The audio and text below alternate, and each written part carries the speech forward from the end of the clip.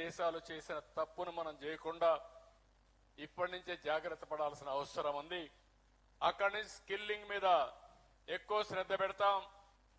అక్కడి నుంచి చదువు మీద కూడా ఎక్కువ శ్రద్ధ పెడతాం. కుప్పాన్ని మీరు ఒక్కసారి చూస్తే ఇప్పటికే 1.5కు వచ్చేసింది కుప్పం కూడా. 2+ ఉండాల్సింది 1.5కు వచ్చిందంటే తగ్గతా ఉంది.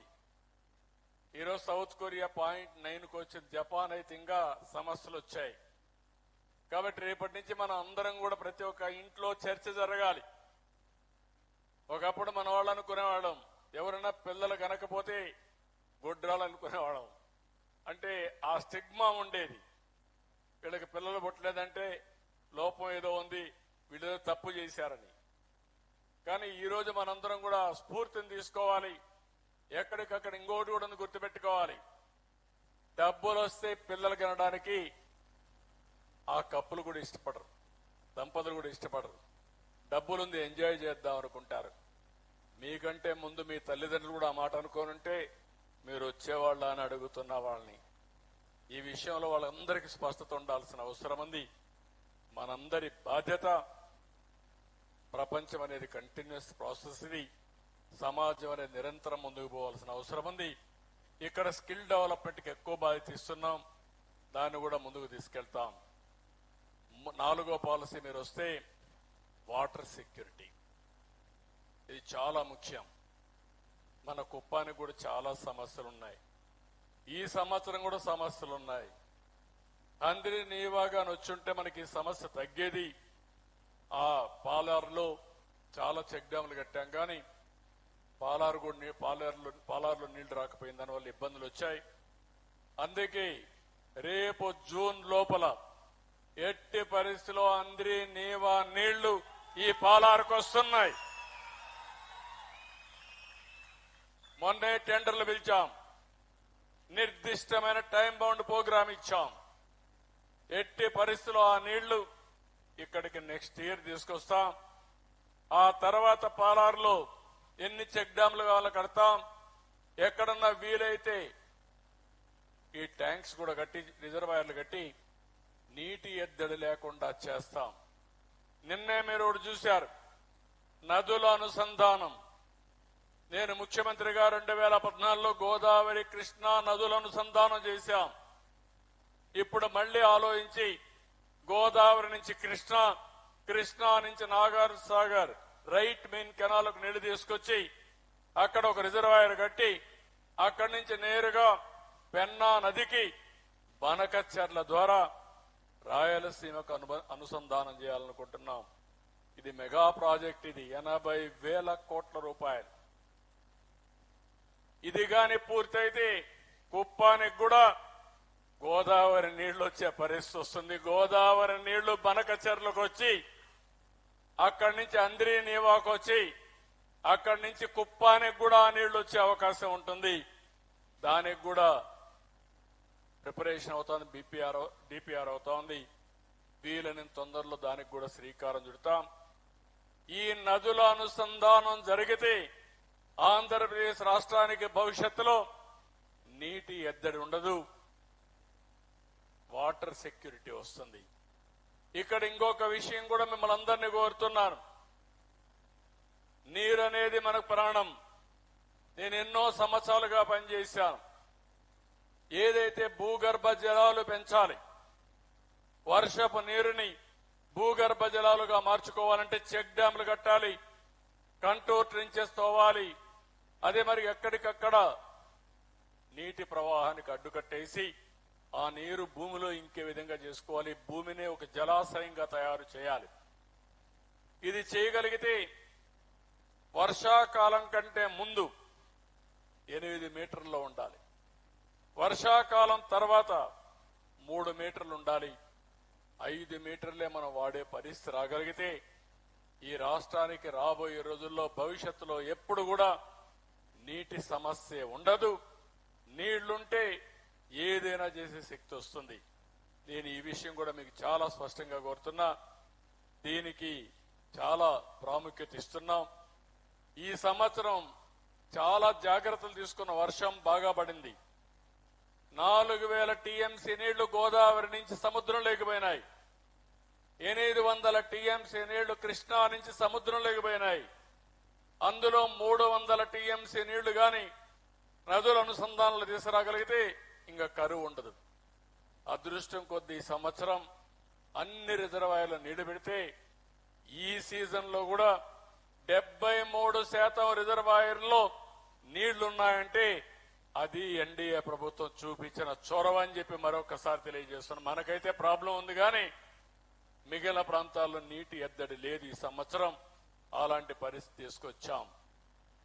అదే మరి ఇక్కడికి వచ్చినప్పుడు ఇంకొక పాయింట్ మీరు చూస్తే ఏదైతే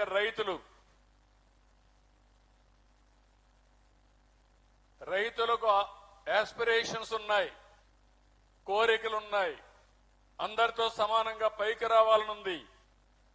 కానీ వారికి ఉండే భూమితో లేకుంటే అందులో వచ్చే ఖర్చులతో చాలా సతమతం అవుతున్నారు. పిల్లల్ని చదివించలేకపోతున్నారు. పిల్లలకు పెళ్లిళ్ళు చేయాలంటే సమస్యలు వస్తున్నాయి. ఇంకో పక్కన అప్పుల ఊబిలో పోతున్నారు. ఓసారి సరిగా పంటలు పండకపోతే కరువు వచ్చినా తుఫాన్ వచ్చినా నష్టపోయి ఎంతో ఇబ్బంది పడే పరిస్థితి వస్తా ఉంది. అందుకని రైతులకు ఒక సెక్యూరిటీ ఇవ్వాలి, ఆదాయాన్ని పెంచాలి, ఖర్చులు తగ్గించాలి. ఎలాంటి మార్గాలున్నాయి? టెక్నాలజీ ఉపయోగించడం, డ్రోన్స్ ఉపయోగించడం, మోడర్నైజేషన్కి వెళ్లడం, ఇలాంటి అనేక ఇనిషియేటివ్ తీసుకుని రైతుకు న్యాయం చేయడం కోసం ముందుకు పోతున్నాం. ఇంకో పక్కన గ్లోబల్ బెస్ట్ లాజిస్టిక్స్ అని ఈరోజు రోడ్లు బాగుండాలి, ఎయిర్పోర్ట్లు ఉండాలి, పోర్ట్లు ఉండాలి. ఇలాంటి లాజిస్టిక్స్ కాస్ట్ కూడా తగ్గించాల్సిన అవసరం ఉంది. ఇంకో పక్కన మీరు చూస్తే cost optimisation, energy and fuel. ఒకప్పుడు కరెంట్ ఎక్కడ ఉత్పత్తి చేస్తారో మనకు తెలిసేది కాదు.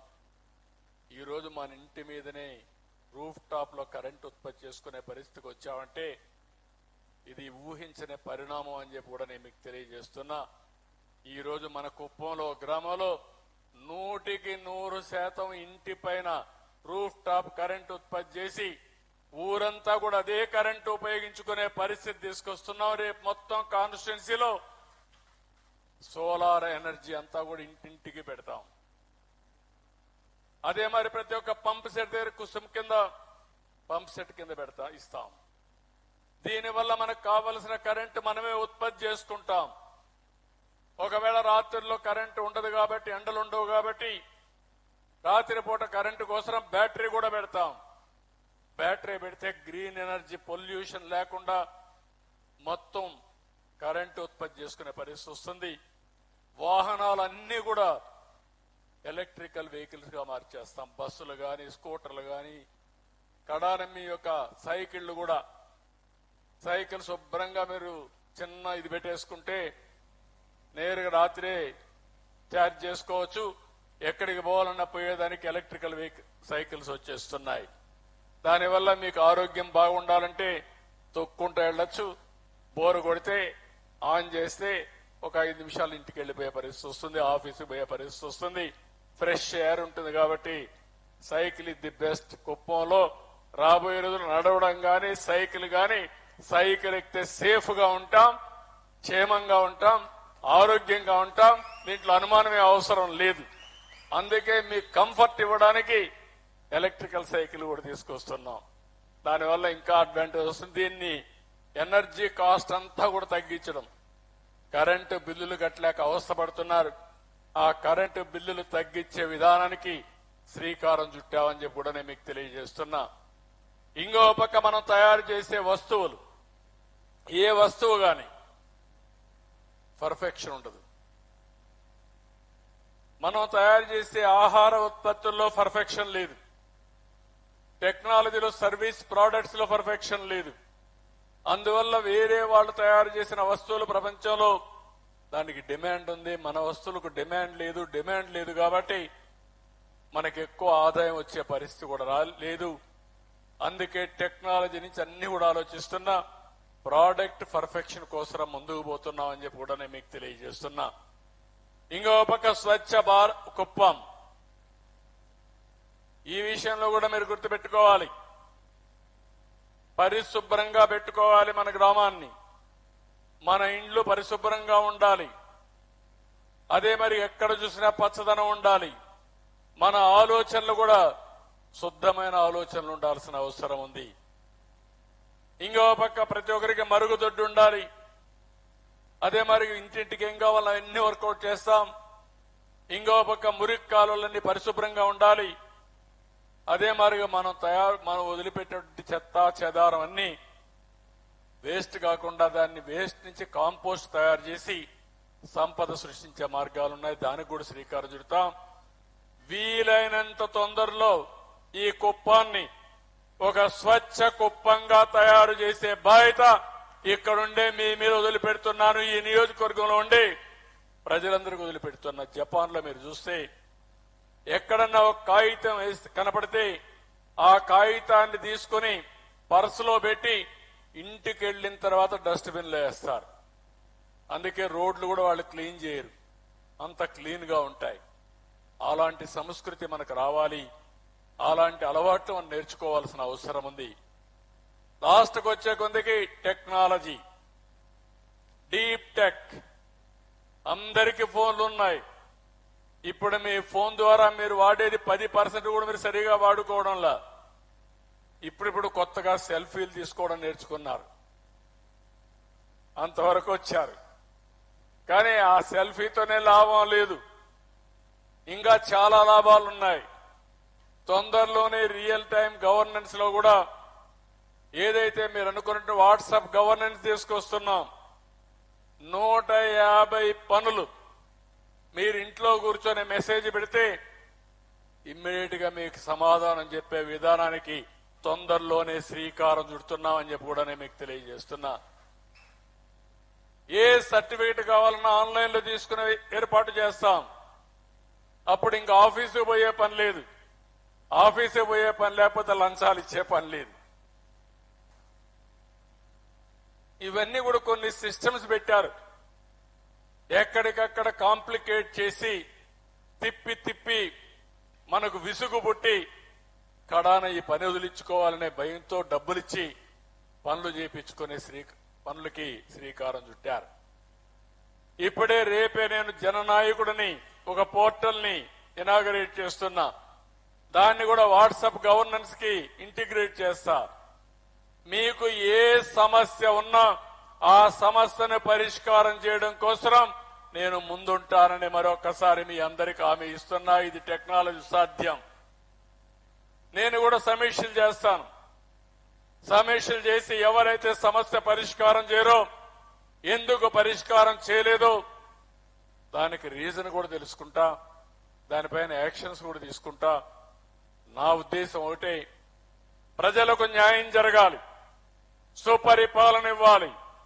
టెక్నాలజీ వల్ల చాలా వరకు ప్రయోజనాలు వస్తాయి. ఈరోజు డేటా అంతా కూడా ఉంది. డేటా రియల్ టైం క్యాప్చర్ చేసే పరిస్థితి వస్తుంది. దీని నుంచి కానీ ఏ అనలిటిక్స్ తీసుకుంటే నిర్ణయాలు కూడా 100% కరెక్ట్ గా ఉంటాయి. అలాంటి నూతనమైన వ్యవస్థకి శ్రీకారం చుడుతున్నాం. ఈ 10 ప్రిన్సిపల్స్ మీరు అర్థం చేసుకొని ముందుకు పోగలిగితే దీనివల్ల మీ వ్యక్తిగత జీవితంలో, గ్రామ వికాసానికి, నియోజకవర్గ అభివృద్ధికి పెద్ద ఎత్తున ఉపయోగపడతాయని చెప్పి కూడా నేను మీకు తెలియజేస్తున్నా. ఇక్కడి నుంచి నేను చెప్పబోయేటన్ని దీనికి లింక్ చేస్తూనే మొత్తం కూడా వర్కౌట్ చేస్తున్నాం. నెక్స్ట్ ఇక్కడికి మీరు చూస్తే దీనికి 2029 విజన్ కింద P4 అన్నాను, పేదరిక నిర్మూలన. రెండోది ఈరోజు ఆధార్ ఉంది. ఆధార్ వల్ల మిమ్మల్ని అందరినీ ఐడెంటిఫై చేస్తుంది. ఇప్పుడు ఎయిర్పోర్ట్ పోతే మీకు పాస్పోర్ట్ కూడా అవసరం లేదు, టికెట్ కూడా అవసరం లేదు. మీ ఫోన్ చూపిస్తే ఆటోమేటిక్ గా మీకు గేట్స్ ఓపెన్ చేసుకుంటాయి.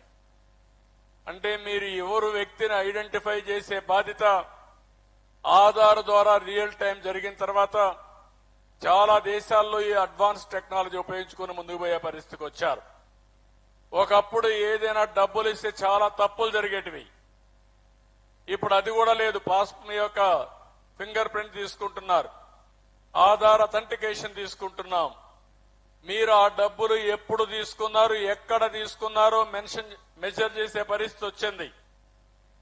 ఈరోజు పెన్షన్ తీసుకొని పెన్షన్ రాలేదని బుకాయిస్తే కాదు పలాని చోట పలాని టైంలో తీసుకున్నారని చెప్పి చూపించే అవకాశం వచ్చిందంటే అది ఈరోజు ఆధార్ అథెంటికేషన్ వచ్చింది, యుఏఐడి వచ్చింది.